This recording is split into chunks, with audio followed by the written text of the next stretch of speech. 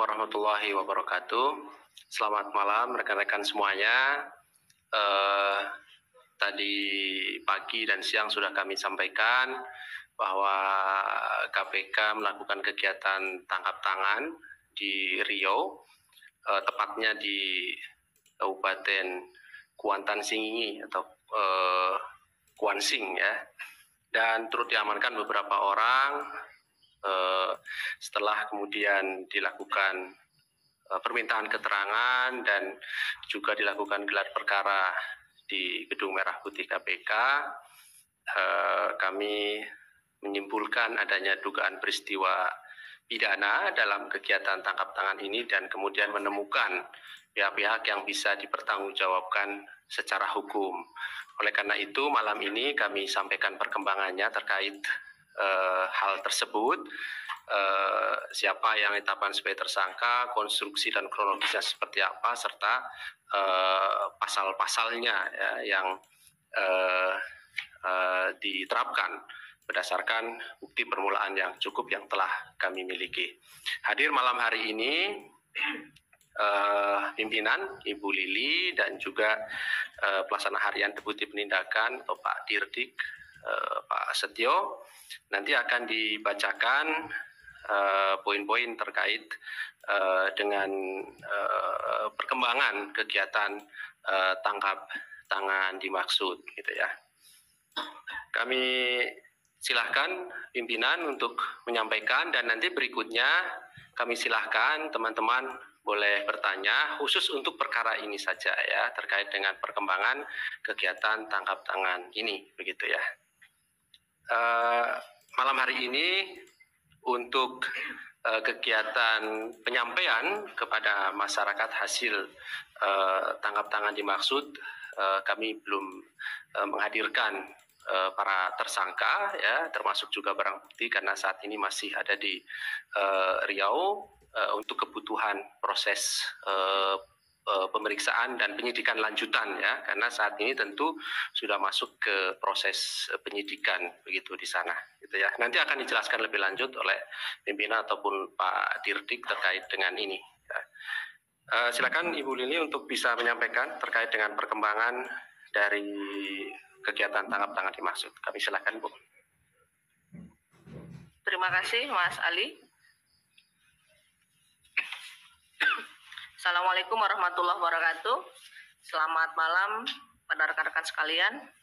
Pada malam hari ini kami akan menyampaikan pengumuman tentang penahanan para tersangka dugaan tindak pidana korupsi dalam hal penerimaan hadiah atau janji oleh penyelenggara negara atau oleh yang mewakilinya terkait dengan perpanjangan izin hak guna usaha sawit di Kabupaten Kuantan Singgigi di Provinsi Riau. Dan pada kegiatan tangkap tangan ini pada hari Senin di 18 bulan Oktober 2021, tim KPK telah mengamankan 8 orang di wilayah Kuantan Singgigi Provinsi Riau, yaitu ada AP, itu adalah Bupati Kuantan Singgigi untuk periode 2021 sampai dengan 2026. Lalu HK adalah ajudan Bupati. Terus kemudian AM, staf bagian umum untuk persuratan Bupati, dan DI, supir Bupati. Lalu SDR adalah GM atau General Manager PT AA, Adi Mulia Agro Lestari. Dan kemudian PN, Senior Manager PT AA, YD, supir PT AA. Dan kemudian ada JG, itu profesinya supir juga. Bagaimana kronologinya? Bahwa KPK menerima informasi dari masyarakat Bupati Kuantan Singgigi atau yang mewakilinya tentu akan menerima hadiah atau janji berupa uang yang terkait dengan permohonan atau perpanjangan hak guna usaha dari perusahaan swasta. Dari hasil penyelidikan kemudian diketahui bahwa PT AA ini sedang mengurus perpanjangan sertifikat HGU, yang mana dalam prosesnya tentu perlu menyertakan surat persetujuan dari AP selaku Bupati Kuantan Singgigi. Pada 18 Oktober 2021, sekira pukul 11 WIB, tim KPK itu mendapat informasi dari SDR dan PA yang diduga telah membawa uang untuk diserahkan kepada AP, yang diduga juga itu masuk ke rumah pribadi AP di Kuansing. Sekitar 15 menit kemudian, SDR dan PA keluar dari rumah pribadi AP. Setelah itu kemudian tim KPK segera mengamankan SDR, PN, YG, dan juga JG di Kuansing. Setelah memastikan telah adanya penyerahan uang kepada Bupati, beberapa saat kemudian tim KPK berupaya turut pula mengamankan AP, akan tetapi tidak ditemukan sehingga tim KPK melakukan pencarian. Diperoleh informasi bahwa AP berada di Pekanbaru, sehingga kemudian tim KPK selanjutnya mendatangi rumah pribadi AP di Pekanbaru, tetapi juga AP tidak berada di tempat. Dan tim KPK juga meminta kepada pihak keluarga AP untuk menghubungi AP agar kooperatif dan datang menemui tim KPK yang berada di Polda Riau. Sekitar pukul 22.45 WIB, AP, HK, AM, dan DI itu mendatangi Polda Riau, dan kemudian selanjutnya tim KPK meminta keterangan kepada pihak-pihak yang dimaksud. Dalam kegiatan tangkap tangan ini, kemudian KPK menemukan bukti petunjuk penyerahan uang sebesar 500 juta rupiah tunai dalam bentuk rupiah dan juga dengan jumlah total 80,9 juta rupiah, dan juga ada mata uang asing sekitar 1.680 dolar Singapura serta handphone iPhone XR. Dan setelah dilakukannya pengumpulan informasi dan berbagai bahan keterangan terkait dengan dugaan tindak pidana korupsi yang dimaksud, KPK kemudian melakukan penyelidikan hingga ditemukan adanya bukti permulaan yang cukup, dan selanjutnya KPK meningkatkan status perkara ini pada tahap penyidikan, dan kemudian kita mengumumkan untuk 2 orang tersangka. Yang pertama adalah AP, Bupati Kuantan Senggigi untuk periode 2021-2026, dan kemudian SDR swasta adalah seorang General Manager PT AA. Konstruksi perkaranya ini diduga telah terjadi untuk keberlangsungan kegiatan pada usaha dari PT AA yang mengajukan perpanjangan HGU dimulai pada tahun 2019, yang di mana perkebunan akan berakhir izinnya tahun 2024. Dan salah satu persyaratan untuk kembali dapat memperpanjang HGU itu adalah dengan membangun kebun kemitraan minimal 20% dari HGU yang diajukan. Lokasi kebun kemitraan 20% milik PTA itu yang dipersyaratkan terletak pada Kabupaten Kampar, di mana seharusnya berada pada Kabupaten Kuantan Senggigi. Dan agar persyaratan ini juga dapat terpenuhi, lalu SDR mengajukan surat permohonan kepada AP selaku Bupati Kuantan Senggigi dan meminta agar kebun kemitraan PTA di Kampar ini disetujui menjadi kebun kemitraan. Lalu kemudian dilakukanlah pertemuan antara SDR dengan AP, dan dalam pertemuan itu AP kemudian menyampaikan bahwa kebiasaan dalam mengurus surat persetujuan dan pernyataan tidak keberatan atas 20% kredit koperasi prima anggota atau KKPA untuk perpanjangan HGU yang harusnya dibangun di Kabupaten Kuantan Senggigi ini dibutuhkan minimal uang 2 miliar rupiah. Nah, diduga telah terjadi kesepakatan antara AP dengan SDR terkait adanya pemberian uang dalam jumlah tersebut. Dan sebagai tanda kesepakatan, sekira bulan September 2021, diduga telah dilakukan pemberian pertama oleh SDR kepada AP uang sebesar 500 juta rupiah. Lalu pada tanggal 18 Oktober 2021, SDR juga diduga kembali menyerahkan kesanggupan itu kepada AP, menyerahkan uang sekitar 200 juta rupiah. Dan untuk perbuatannya ini, para tersangka kemudian disangkakan melanggar pasal. Untuk SDR sendiri selaku pemberi, ini disangkakan melanggar pasal 5 ayat 1 huruf A, atau pasal 5 ayat 1 huruf B, atau pasal 13 Undang-Undang Nomor 31 Tahun 1999 tentang pemberantasan tindak pidana korupsi. Dan kemudian untuk AP selaku penerima yang disangkakan melanggar pasal 12 huruf A atau pasal 12 huruf B atau pada pasal 11 Undang-Undang Nomor 31 Tahun 1999 tentang pemberantasan tindak pidana korupsi. Dan untuk keperluan proses penyidikan, tim penyidik melakukan upaya paksa penahanan kepada para tersangka ini untuk 20 hari pertama, terhitung mulai tanggal 19 Oktober sampai kemudian tanggal 7 November 2021 pada rutan KPK. Untuk SDR ini ditahan di rutan KPK pada Pomdam Jaya Guntur, dan kemudian untuk AP ditahan pada rutan KPK di Gedung Merah Putih KPK. KPK tentu berterima kasih untuk dukungan seluruh masyarakat, juga berterima kasih kepada pihak kepolisian daerah Riau yang juga memberikan dukungan dan juga membantu kelancaran dan rangkaian untuk kegiatan tangkap tangan hari ini. Tentu KPK tidak pernah bosan-bosannya untuk mengingatkan kepada seluruh penyelenggara negara yang menerima amanat dari rakyat untuk tetap selalu menjalankan tugas dengan penuh integritas dan juga untuk kepentingan masyarakatnya. Nah, terkait dengan perkara ini, kami juga menyampaikan bahwa seluruh kepala daerah tentu bertanggung jawab untuk mendukung pemerintah bersama-sama dengan KPK untuk memperbaiki tata kelola perkebunan sawit khususnya, sehingga kemudian menutup celah korupsi dan diharapkan mengoptimalkan pada potensi penerimaan pajak dan juga mengefektifkan penegakan hukum di bidang sumber daya alam. Kami pikir itu yang dapat kami sampaikan. Mungkin Pak Direktur Sidik bisa menambahkan. Terima kasih. Assalamualaikum warahmatullahi wabarakatuh.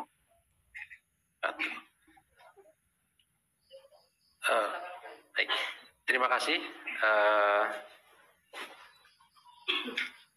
pimpinan Ibu Lili yang telah menyampaikan beberapa poin perkembangan terkait dengan kegiatan tangkap tangan dimaksud. Pada pokoknya bahwa KPK saat ini telah meningkatkan status penyidikan dan mengumumkan 2 orang sebagai tersangka, yaitu HP Bupati Kuansing dan juga SDR swasta. Dan keduanya saat ini dilakukan penahanan rutan selama 20 hari pertama. Baik, kami silakan teman-teman untuk bertanya. 1, kemudian di belakang 1 ada 2 orang ya. Atau 2 dulu ya. Ada lagi yang sebelah sini tadi? Enggak ya? Oke, di belakang. Iya. Yang di depan Mas Chandra dulu ya. Mau nanya Mas, saya Chandra dari medcom.id.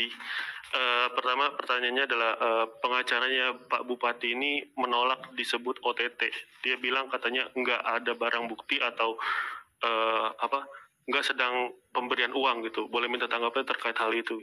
Yang kedua, apakah tangkap tangan ini ada kaitannya dengan HUT hari ulang tahun Partai Golkar? Kan hari ulang tahunnya beberapa hari lalu gitu. Terus tiba-tiba KPK OTT di kader Golkar ini, yang bupatinya ada kader Golkar. Terus OTT juga yang sebelumnya itu terkait dengan kader Golkar juga. Apakah ada kaitannya dengan OTT ini dengan hari ulang tahun kader Golkar gitu? Mungkin Pak Bupatinya sedang nyari dana gitu atau gimana gitu kan? Yang ketiga, ini titipan Bang Cai, kapan itu didatanginya? Apakah besok bakal ada konversi lagi gitu kan?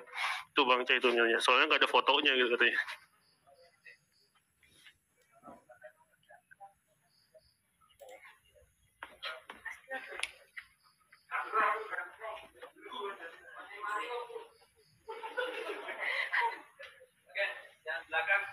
Iya, siap. Selamat malam pimpinan dan Mas Ali. Terima kasih Bu Lili yang udah hadir. Sudah sekian lama ya, nggak muncul sejak sidang itu. Oke, ada beberapa pertanyaan. Tio dari Jawa Pos. Pertama soal ini kan KPK pernah punya kebijakan yang waktu itu menahan tersangka sekaligus pengumuman tersangka ya. Tapi hari ini kita saksikan bahwa itu nggak dilakukan. Terus kemudian yang kedua terkait dengan korupsi perizinan ini secara langsung Pak Bupati ini kan ketua DPD Partai Golkar di kabupaten yang sama. Terus kemudian selain menjabat bupati tentu ada korelasi yang melekat ya dengan jabatan politiknya. Tapi dari tadi ketika pembacaan konferensi pers belum ada sama sekali peran politiknya itu. Artinya begini, Pak Bupati sebagai Ketua DPD Partai Golkar, ini kalau kita ngomong soal Partai Golkar yang beberapa hari terakhir punya agenda besar yaitu HUT ke-57, ini tentu korelasinya juga bisa disambungkan dengan kemarin 2 atau 3 hari yang lalu ada OTT juga Ketua DPD Partai Golkar Sumatera Selatan. Nah, tapi sejauh ini kita belum melihat KPK akan mengusut setidaknya apakah ada aliran dana yang mengalir, bukan lagi oknum ya, kalau kita ngomong Ketua DPD ini, jadi langsung aliran dana ke partai politiknya. Dan kalau kita ngomong soal aliran dana ke partai politik, sampai saat ini KPK belum pernah menetapkan partai politik sebagai tersangka. Oke, terima kasih. 2 pertanyaan itu Mas, cukup. Terima kasih. Terakhir saya beri kesempatan. Ada lagi? Kalau tidak ada berarti nanti setelah dijelaskan cukup ya, 2 orang saja dan tidak ada pertanyaan lain. Kita fokuskan dulu perkara ini gitu ya.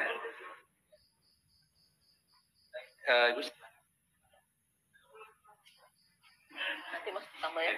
Iya, terima kasih. Kalau menurut kita ya bahwa boleh saja tersangka melalui PH-nya menyangkal mengatakan apapun. Gitu hak mereka juga, mau jawab juga tidak jawab juga sama, hak mereka tuh ada, jadi kita hormatin itu. Hanya kan memang KPK bekerja sesuai dengan mekanisme dan aturan yang ada. Nah, kalau kemudian menyangkutkan dengan partai politik atau hubungan dengan politik, tentu KPK tidak berpolitik. Jadi kita melihat ini kasusnya ya murni hukum.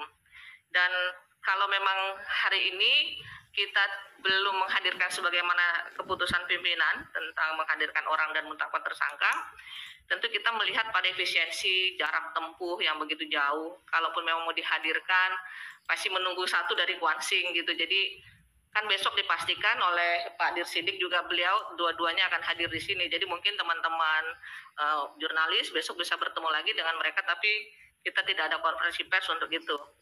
Nah, saya pikir kalau bagaimana aliran dana nanti mengalir ke sana kemari tentu akan berkembang dalam hal pemeriksaan di teman-teman penyidik. Silakan Mas Budi tambahin. Terima kasih Ibu Wakil Ketua. Jadi saya menambahkan ya beberapa pertanyaan tadi. Satu demi satu saya coba untuk menjawab. Meskipun sudah disampaikan oleh Bu Lili. Jadi mungkin rekan-rekan jurnalis melihat bahwa media lokal menyebutkan Bupati melalui PH-nya menolak, ini sebutan UTT, gitu ya. Yang pertama tadi dijelaskan gitu, tersangka memiliki hak gitu untuk tidak memberikan keterangan atau menyampaikan keterangan sesuai dengan versinya dia, ya. Dan itu juga tidak akan dipaksakan oleh penyidik, kemudian penyidik memaksakan harus seperti ini, seperti itu, tidak, itu haknya tersangka.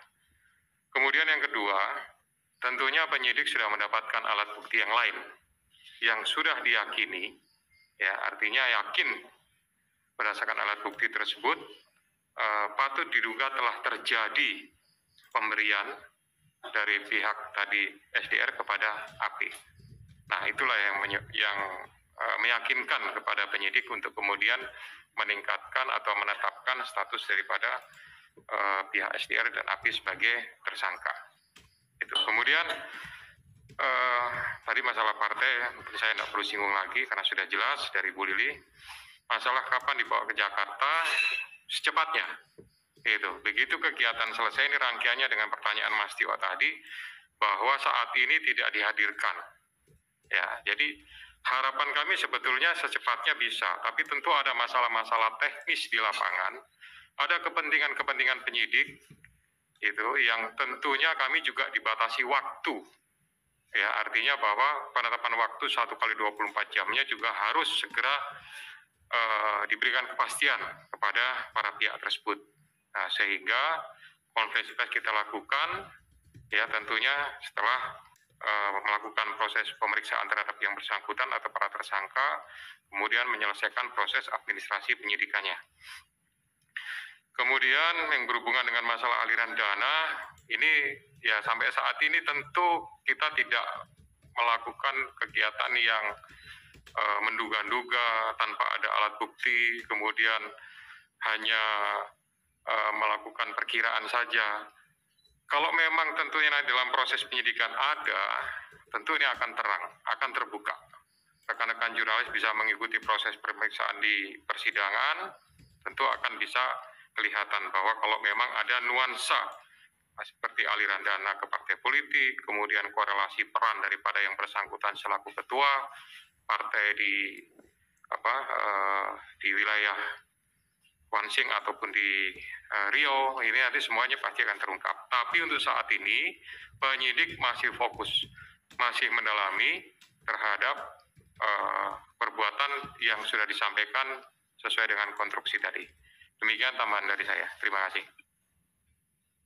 Baik, terima kasih Ibu Lili dan Pak Dirtik yang telah menyampaikan tadi pertanyaan dari rekan-rekan semuanya. Saya kira cukup pada malam hari ini. Dan terima kasih atas kehadiran rekan-rekan semuanya. Terima kasih Ibu Lili dan Pak Dirtik yang hadir pada malam hari ini. Kami tutup. Assalamualaikum warahmatullahi wabarakatuh.